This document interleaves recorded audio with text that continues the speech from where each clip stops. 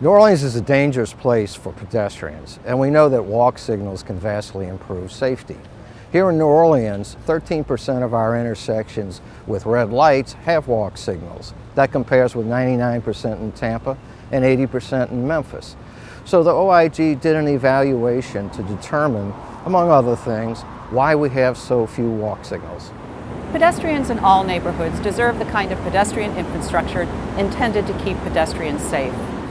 The OIG evaluators chose this area of the city, however, because of its densely trafficked nature.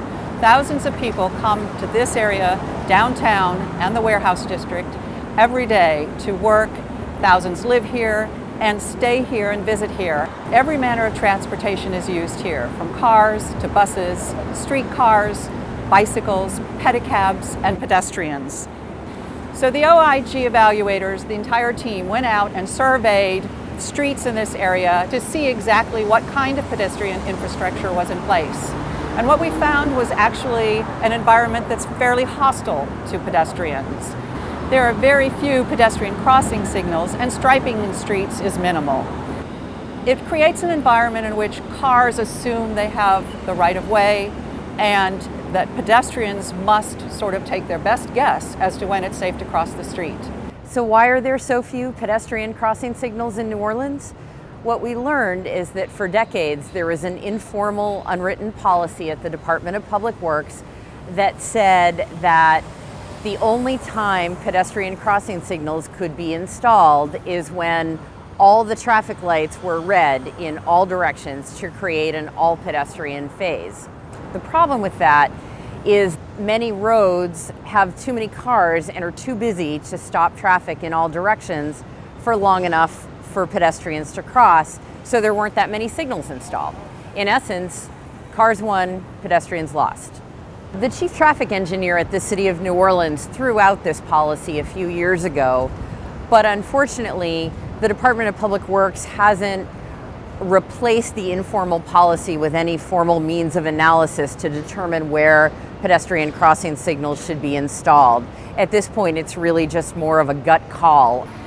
So in addition to the informal policy that set a high bar for the city to install pedestrian crossing signals, there doesn't seem to be a very strong link between city planning and the Department of Public Works.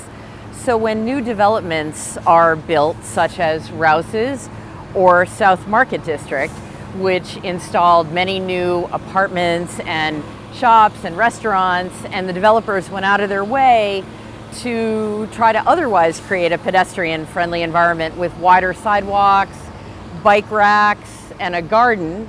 The one thing that's missing is there are no pedestrian crossing signals. Due to the city's long-standing informal policy, New Orleans roads are among the most hazardous in the nation for pedestrians. Because of its record, the Federal Highway Administration named New Orleans one of its pedestrian-focused cities.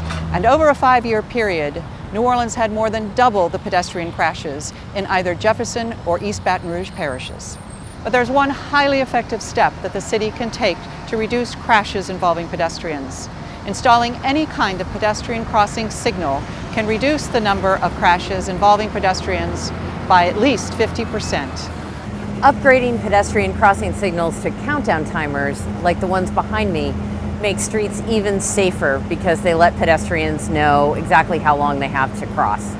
The city is currently adding pedestrian countdown timers to 44 intersections downtown that either didn't previously have pedestrian crossing signals on busy streets such as Poydras and Loyola, or upgrading older model pedestrian signals to countdown timers at intersections that already had them, such as along Canal Street and some places in the Central Business District. The Countdown Timers project is an important start to increasing pedestrian safety downtown, but it'll be a long way to go for the city of New Orleans to catch up with its peer cities, and the project isn't installing lights in some of the fastest growing areas of downtown or in many neighborhoods around the city. Moreover, the city chose not to use the most modern version of pedestrian countdown timers, which include push buttons to help people in wheelchairs cross the street and sound and vibrations to help people with visual impairments safely navigate intersections. The city needs to commit to making New Orleans a safer place for pedestrians.